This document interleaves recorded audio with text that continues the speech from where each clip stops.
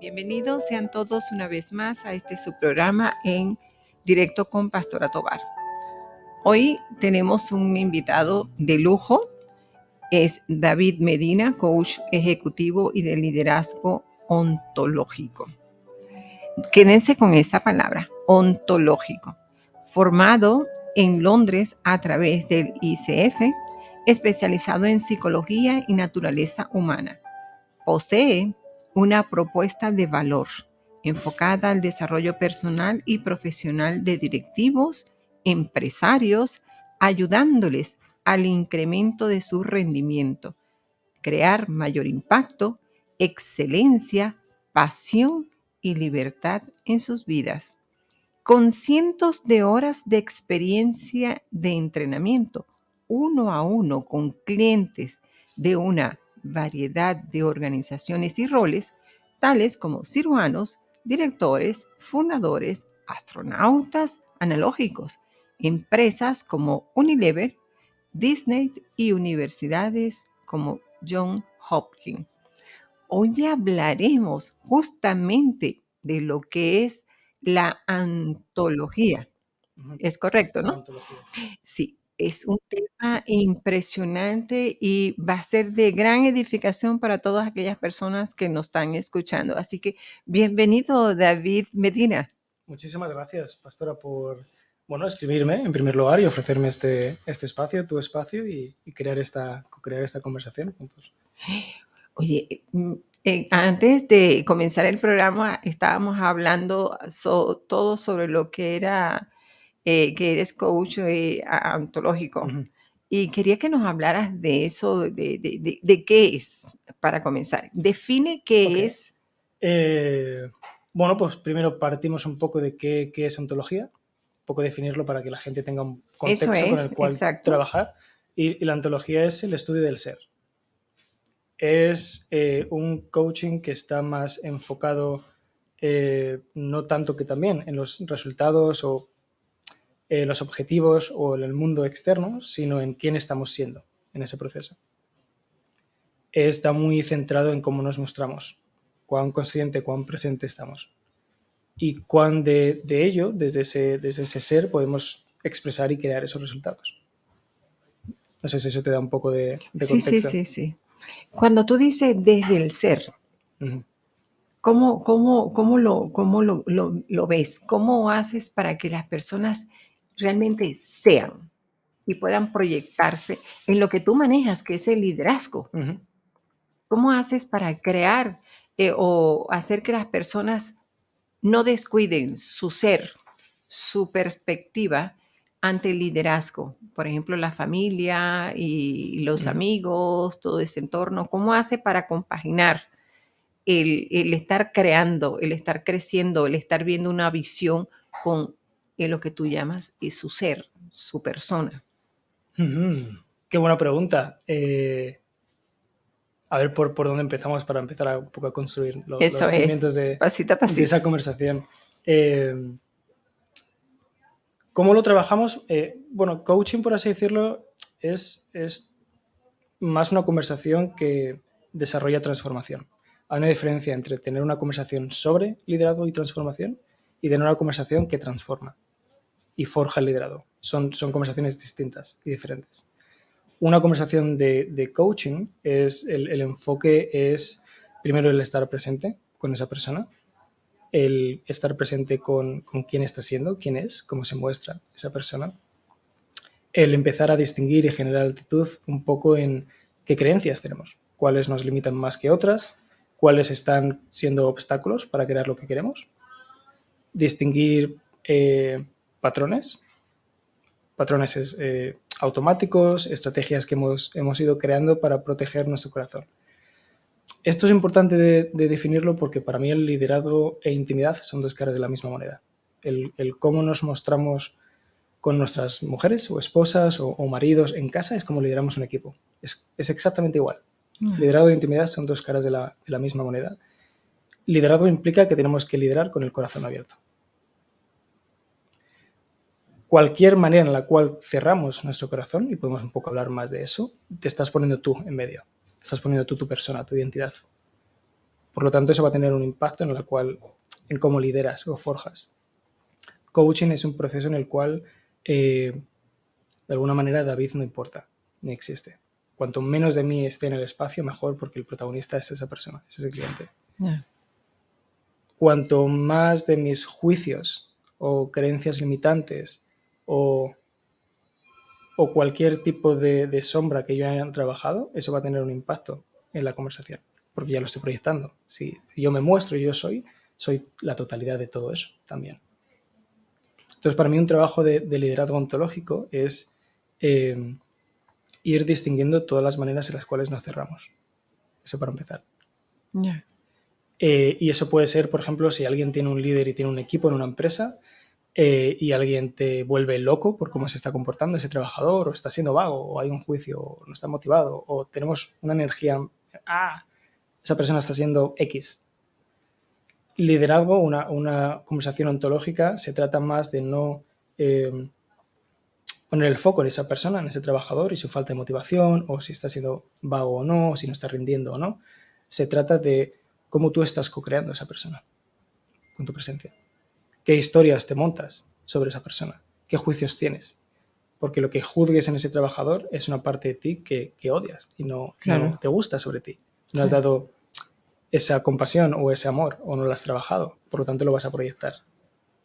Entonces, esa conversación ontológica es más dirigida al líder. El líder siempre tiene la responsabilidad de lo que pase o no pase o falte en su empresa o en su vida, tú eres 100% responsable de ello. Tú estás co-creando. Claro. Entonces no siempre, pero no es necesariamente pedir al mundo que te dé algo, ¿no? Sino es modelarlo tú, con el ejemplo, siendo eso. Yeah. Entonces, por ejemplo, una conversación, vamos a poner un caso específico de un trabajador que no está rindiendo, está desmotivado o no cumple con los objetivos. Una conversación ontológica, primero sería un poco el validar esa experiencia que el jefe está teniendo o el líder y luego ver en su vida cómo le está haciendo exactamente lo mismo. Porque cuando vemos cómo hacemos lo que juzgamos en los demás, podemos darle un poco más de empatía y compasión. Claro. Y desde ahí no tenemos necesidad de atacar el comportamiento de alguien superficial, sino podemos entender en plan, esto es lo que me pasa cuando flaqueo o no rindo como quiero. Estos son los miedos o inseguridades que tengo, las historias que me monto, que se vuelven un obstáculo para mí para rendir más. Y si yo eso lo entiendo en mí, lo voy a entender en este trabajador. Claro. Entonces, la ontología es un poco el no quedarnos con los comportamientos superficiales, que muchas veces los humanos no somos muy educados o finos, o tenemos ciertos comportamientos que son, tenemos juicios sobre ello. La ontología es ver quién está siendo debajo de eso. Yeah. Que el comportamiento no sea una manera de identificar quién es o qué es posible para esa persona. Es cómo se muestra, y si podemos entender de dónde viene, va a tener sentido. Claro. ¿Y quién está siendo esa persona que se está mostrando así? Claro. Eso te da... Sabes que lo que tú tienes es lo que transmites. Eso es. Estábamos hablando anteriormente de la generosidad. ¿Un líder debe tener total generosidad o la trabaja o viene con él? ¿Cómo se hace en ese caso? ¿Algún particular que te refieras con eso? No, sino que antes de comenzar el programa estábamos hablando de que muchas veces la antología estudiaba a las personas, ¿no? Porque para ser un líder tienes que tener unas cuantas cualidades para realmente poder trabajar en equipo, motivar tu equipo, que tu equipo sea cada vez mejor y que tu rendimiento como empresario sea óptimo, ya que te has rodeado de un buen equipo y es porque tú has transmitido la empatía con tu equipo, ¿verdad? Ahora, cuando tú hablabas de la generosidad, es que a veces la gente es tan generosa que da, y muchas veces no recibe tanto de vuelta. Como te estaba compartiendo antes con la cirujana. Entonces, tu pregunta era más si tiene que ser siempre generoso. Exacto. Creo que muchas veces nuestra generosidad también está conectada a cuán egoístas estamos dispuestos a ser. Es un poco como el típico ejemplo que muchas veces cuando estás en un avión la mascarilla te la pones tú primero antes de dársela a tu niño o a otra persona. Sí. De alguna manera eso es egoísta, sí. Pero también es generoso Claro. al mismo tiempo. Y un líder impacta más a través de lo que modela, a través de su ser, que de lo que dice, o cómo lo expresa. Precisamente porque antes estábamos tú y yo hablando un poco de esa resonancia empática que tenemos los seres humanos. Da igual lo que me digas, es igual que los niños, da igual lo que digas o dejes de decir, los niños te observan cómo estás siendo Claro. por debajo de esas palabras.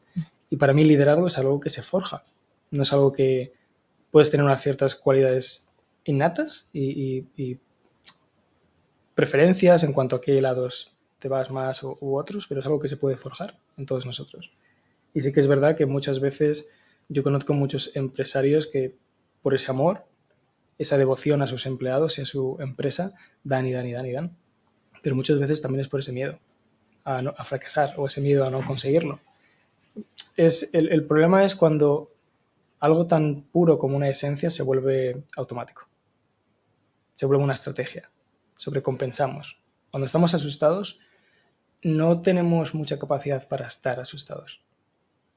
Reaccionamos a ese miedo, intentamos hacer algo con ello y sobrecompensar hacia un lado o hacia otro. Yeah. En vez de simplemente tener capacidad de estar con ese miedo. Entonces, muchas veces, muchos empresarios que tienen esa devoción, ese compromiso para su empresa, para los empleados, mucho de lo que les beneficia es tener ciertos límites con su tiempo. Límites. Y prioridades, como decías tú. Exacto. Y es algo que al principio puede ser egoísta, y lo es, de hecho, pero luego también es distinguir con ellos o qué tipo de narrativa o contexto tenemos con el hecho de ser egoísta. Porque muchas veces el ser egoísta de por sí no hay juicio alguno sobre eso, pero todos tenemos una historia montada sobre lo que significa el ser egoísta. Entonces muchas veces una conversación ontológica es un poco ir viendo esas capillas e ir un poco más profundo y distinguir qué historias nos montamos, qué lo hacemos significar sobre nosotros, qué miedo tengo si pongo límites, en quién tengo miedo a convertirme si pongo prioridades o pongo límites. Todo eso hay que distinguirlo antes de crear ese tipo de cosas. Ahora, el egoísmo es la antítesis del amor. Y cuando tú estás hablando de generosidad, de dar, estás dando amor. Pero si a la vez yo no lo veo distinto. si dices que hay que ser un poco egoísta, pero ciertamente has hecho un ejemplo muy bueno de que primero te pones tú la mascarilla y después al niño. Claro, porque el niño no tiene tanta capacidad como de reaccionar como la puede tener un adulto que primero se pone la mascarilla, en el estado tranquilo puede ayudar al niño y no al revés. Ese es un ejemplo maravilloso que has hecho, ¿no? Sin embargo, sí, yo creo que cuando tú eres egoísta no eres capaz de dar tanto como podrías si en tu corazón hay más generosidad y más amor. Va a depender de... Todos vamos a tener un lado en el cual tendemos a ir más que otro, una preferencia, un poco más automático. Hay gente que a lo mejor ese egoísmo se expresa más de coger y necesitar y recibir. Hay también lo que es una generosidad que realmente está escondida en un egoísmo. Y lo que quiero decir con eso es que muchas veces la generosidad se puede volver una estrategia para yo recibir. Yeah. No porque simplemente quiero dar. Entonces hay mucha textura, hay mucha paleta, no es ni blanco ni negro. Es simplemente distinguir. Hay gente que tiende más a necesitar, a dar, y a lo mejor a esas personas lo que les sirve es cultivar ese músculo, que a lo mejor está un poco atrofiado, de simplemente dar por el hecho de dar. Eso es. Y que eso en sí ya estás recibiendo tú. Hay otras personas que a lo mejor su esencia es generosidad, pero por miedo a ser vistos egoístas no ponen límites o prioridades o preguntan por lo que quieren y necesitan al mundo y a las personas que les rodean. Y la estrategia que han creado para compensar por esa falta es dar. Yeah. Pero es una generosidad escondida en egoísmo.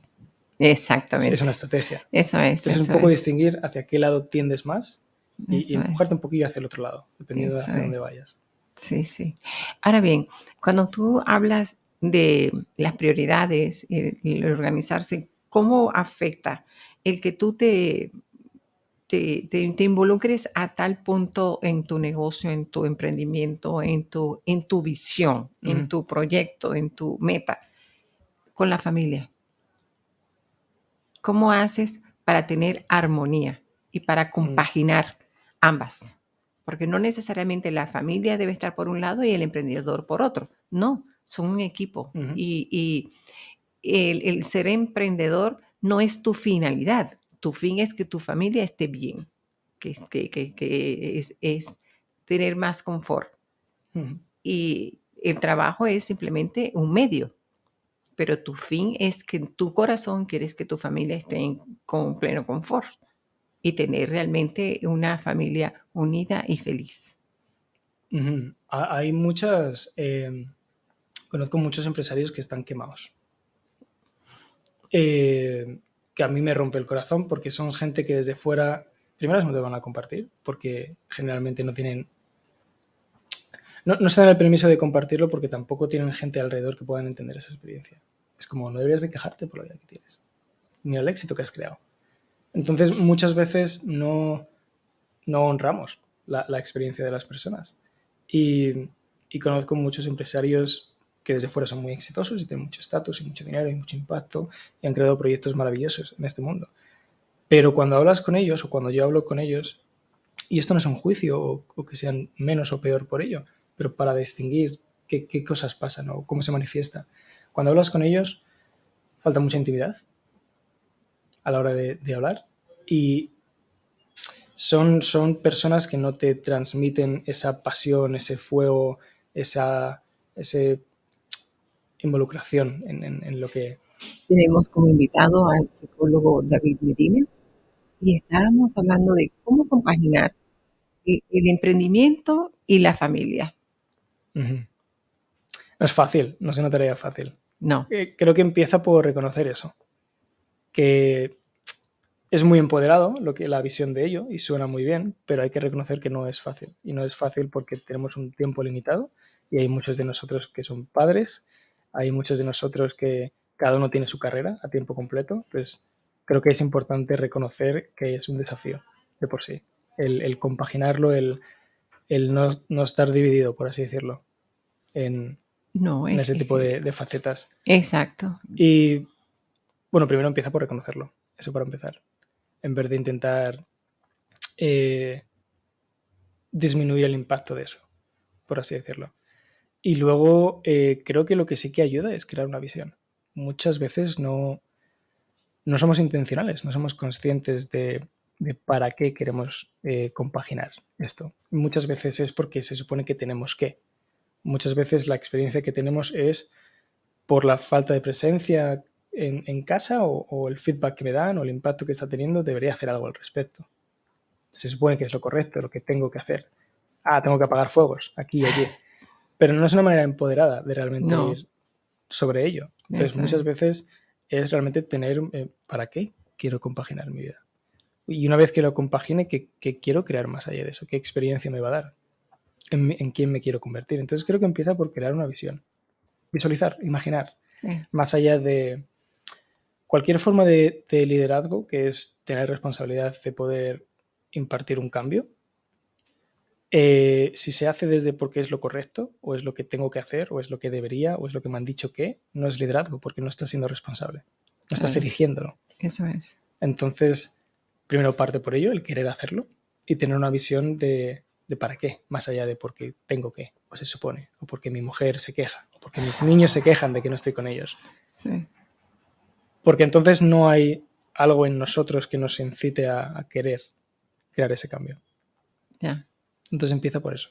¿Y cómo lo compaginas? ¿Cómo lo compaginas?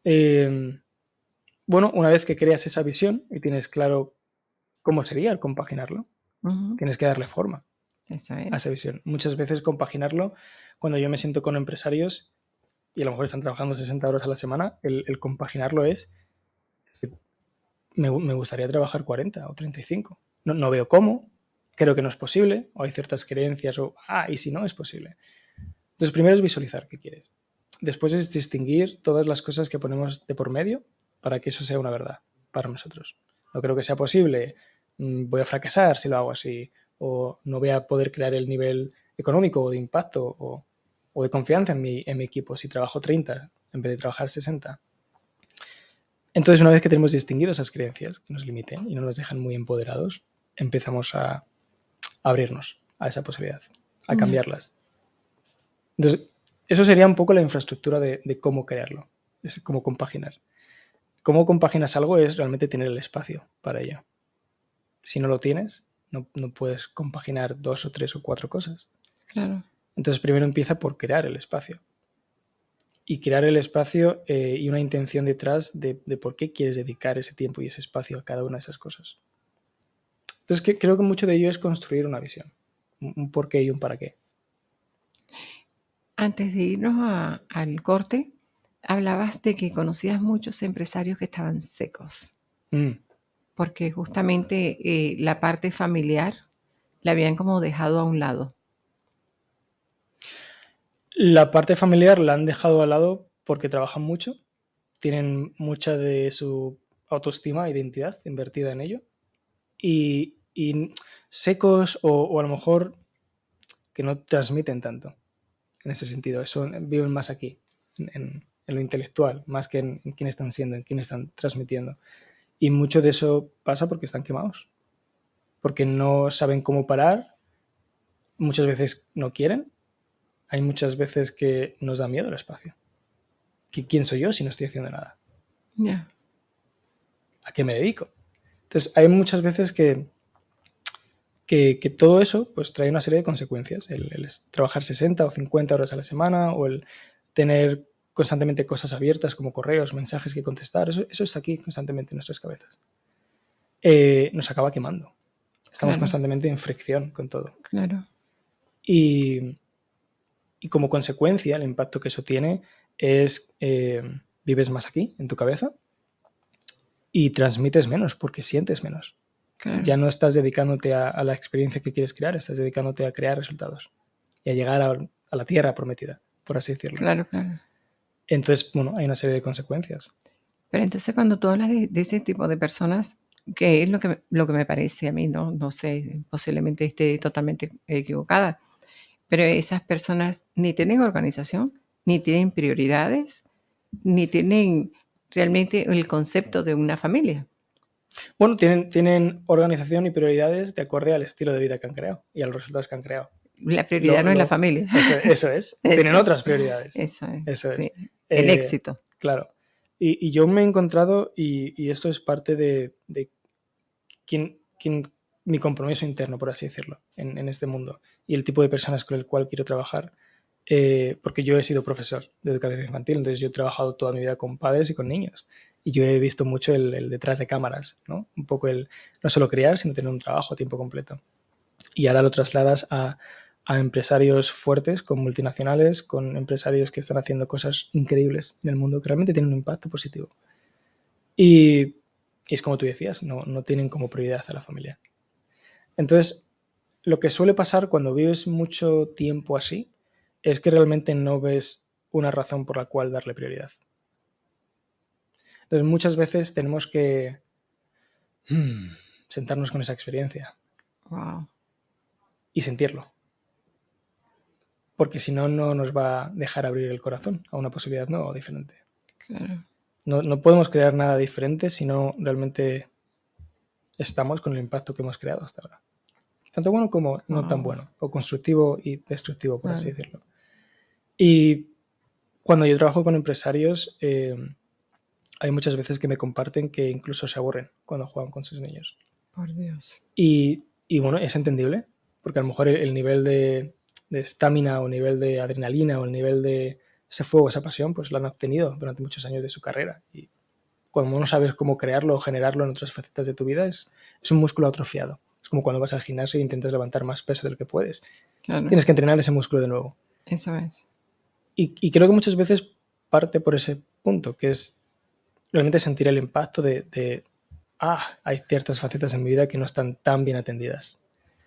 Y luego es muchas veces el empezar a generar una visión, a generar una razón por la cual ellos quieran elegir compaginar o dedicar más tiempo, más presencia, más conciencia a sus familias y a sus hijos, para que les inspiren, en vez de porque tengan que o deberían.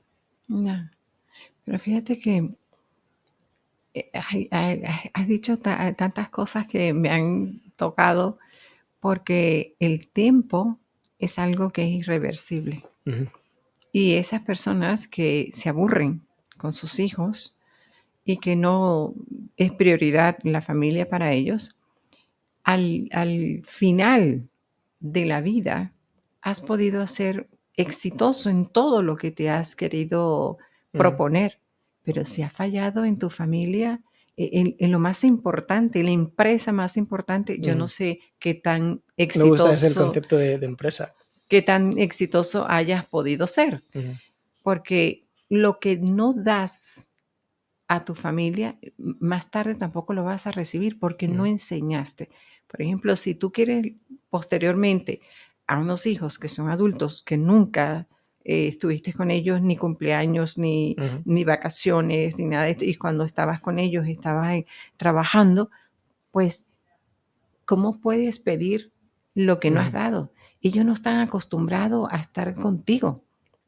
Claro. Ni tienen temas para conversar contigo. Eso es. Entonces tú dices, al final de la vida, ¿qué tengo? Así, Y eso, un imperio. claro, y yo soy de la creencia de que todo esto se crea por accidente. No creo que ningún empresario esté ahí en plan ahí sentado con la intención de no voy a compaginar. Creo que como consecuencia han hecho lo mejor que han sabido con las herramientas y la conciencia que han tenido disponibles en ese momento y han hecho lo mejor que han podido.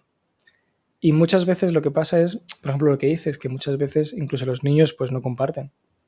Porque si tú tienes un hijo o una hija, tus hijos creciendo con la falta de presencia, ya sea paterna o materna, nuestra mente es una máquina de crearnos historias. Porque necesitamos entender la incertidumbre de la vida, que es infinita. Entonces imagínate un niño que crece con la historia de no le importa a mi padre. No significa que sea verdad, no significa que esa es la experiencia, que sea de ese padre o de esa madre. De hecho, yo no me lo creo, que esa sea la experiencia. En directo con Pastora Tobar, y tenemos como invitado al psicólogo David Medina. Y estábamos hablando de que cuando el emprendedor trabaja tanto y se involucra tanto en su visión y su meta, que es ser exitoso, y luego deja de lado a la familia, el tiempo decíamos que era totalmente irreversible. Cuando quisieran ya dedicarle tiempo a sus hijos ya son adultos y posiblemente se hayan ido. Y muchas veces esas personas viven en soledad, en una soledad interior que no saben ni cómo manejarla. Sí, una soledad porque generalmente a lo mejor no tienen una comunidad de empresarios o han crecido con amigos que cada uno trabaja en una empresa. Entonces, bueno, si no eres empresario no puedes realmente empatizar con lo que es trabajar con ese nivel de incertidumbre, ¿no? Cuando tienes tu propio proyecto y demás. Y muchas veces tampoco, o sea, te puedes llegar a sentir solo, aún en compañía con tu familia, porque ellos no tienen espacio para acoger esa experiencia de ti. Ellos están con la experiencia y el impacto de que tú no les estás haciendo caso. Claro. Entonces, ambos acaban solos, por así decirlo, porque no pueden compartir realmente su experiencia. Para la parte del empresario es no puedo compartir que estoy quemado, no puedo compartir que no sé cómo hacerlo diferente, no puedo compartir que me gustaría, si pudiese, si supiese cómo, pero no sé. Y no lo hablan tampoco, no lo expresan, viven aquí, en su cabeza. Claro. Entonces no lo comparten en casa. Y en casa, pues tampoco comparten que necesitan de él, porque eso puede crear frustración, más todavía. Claro. Llega un momento que, por defecto, los seres humanos, y esto nos pasa a todos, por defecto siempre tendemos a la resignación y a lo que es el status quo. Tendemos más a lo que es lo que ha funcionado ayer, funciona hoy y funcionará mañana. El generar conciencia requiere esfuerzo. Es más fácil no hacerlo. Entonces, por defecto, muchas de las relaciones personales tienden un poco a esa aceptación, pero que realmente está envuelta en una resignación empoderada, que es no sé cómo cambiarlo, creo que esto es lo mejor que puedo obtener o cómo puede ser, me imagino que así es la vida y ya lo toleraré, tendré que saber estar con ello, convivir con ello, pero es una forma de resignación. Sí. Entonces muchas veces cuando yo trabajo con relaciones y con parejas, muchas de las... hay que tener conversaciones difíciles y para crear más intimidad y más posibilidades. Y muchas veces, antes de crear mayor posibilidad o ilusión o inspiración en una relación, la primera conversación que hay que tener es todas las razones por las cuales no quiero crear más intimidad contigo. No, Todas las razones por las cuales sí quiero estar cerrado a ti, a esta relación. Y darnos el permiso y la aceptación y la compasión de que eso es así. Porque si no, ya lo hubiésemos hecho. claro, Entonces, para crear más de algo, tenemos que primero distinguir cómo lo bloqueamos. ya, No es tanto crearlo, sino permitirlo. ya, Y cuando estás en una casa en donde esa persona que tiene su empresa o ese empresario está quemado y se siente solo y se lleva todo de eso a casa y no lo ha procesado, no ha sabido gestionar esas emociones del día, y la familia está en casa también con su experiencia y sus vidas, y a lo mejor temen en encargarle más a ese padre o frustrarle o demandar nada porque ya tienen demasiado como para encima pedirles más. claro, Eh, Acabamos resignados. Acabamos a esto es lo mejor que hay, que es posible. Porque no vemos otra posibilidad más allá de eso. Y tenemos que distinguir esas maneras en las cuales me estoy cerrando a que nada cambie, claro, a que algo sea posible. Y eso es lo que nos abre, realmente, el aceptar que nos estamos cerrando y tener esa conversación juntos. Eso es lo que crea esa intimidad y esa conexión. claro. Bueno, porque ya llegas a la aceptación. Ahora Eso es. bien, si tú llega ahorita una pareja que está viviendo esta situación, no hay comunicación, o mi esposo le dedica mucho tiempo a su empresa, a su emprendimiento, Uh-huh. mis hijos se quejan de que nunca está aquí. Si llegan con una situación como esta, ¿cuáles serían las recomendaciones? Ya lo hecho está, pero ¿cómo corregirlo? Bueno, si se diese esa posibilidad, creo que lo primero de todo sería celebrar y el reconocer el coraje y la confianza que se demuestra. Primero el coraje de querer que las cosas vayan diferentes. Eso es. Y realmente celebrar y el reconocer eh, esa confianza depositada en alguien externo a ti que te vaya a ayudar. Porque muchas veces es algo que todavía sigo viviendo, sobre todo más al principio, pero aquí en España todavía mucho, que muchas veces terapia y coaching no es igual. No, Y muchas veces el contexto que tenemos es, a no ser que esté roto o esté en un hondo sin fondo, entonces necesito ayuda. Y sí, para mí coaching no es porque lo necesitas o porque deberías, es porque quieres.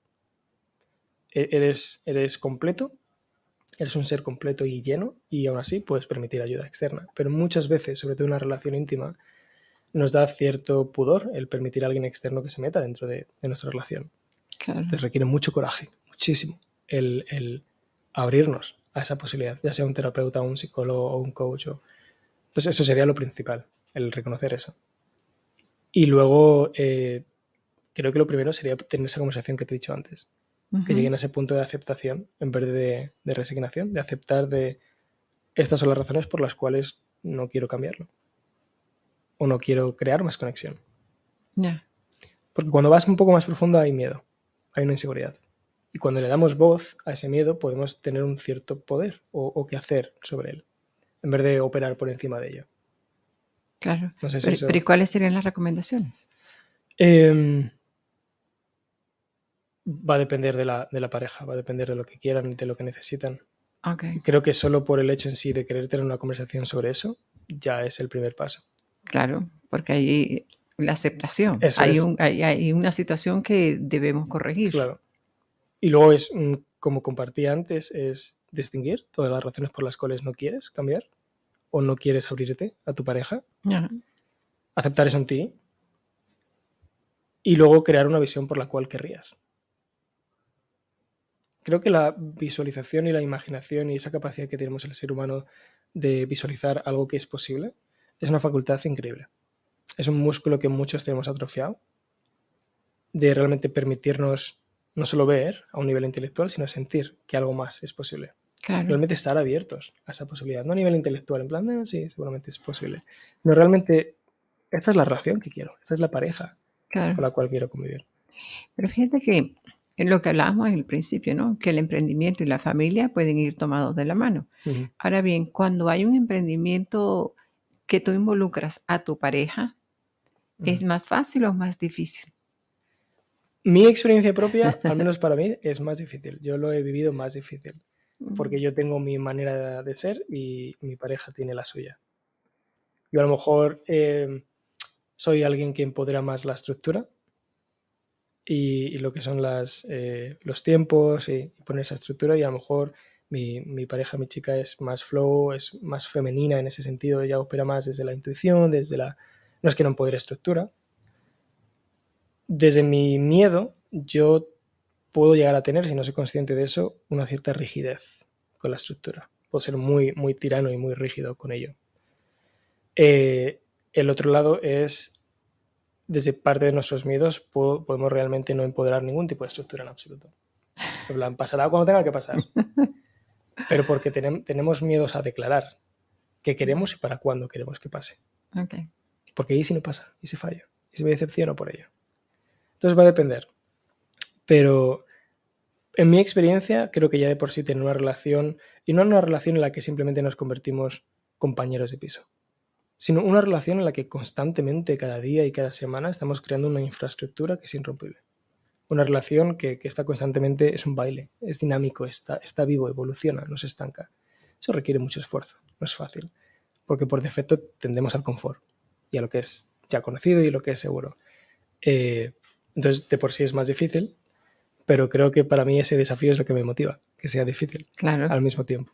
Nos acompaña el psicólogo Medina y continuábamos en todo lo que era el emprender en pareja, que no resulta muy fácil según tu punto de vista. Si alguien me dice que le resulta fácil, por favor que me escriba. Que te dé la receta.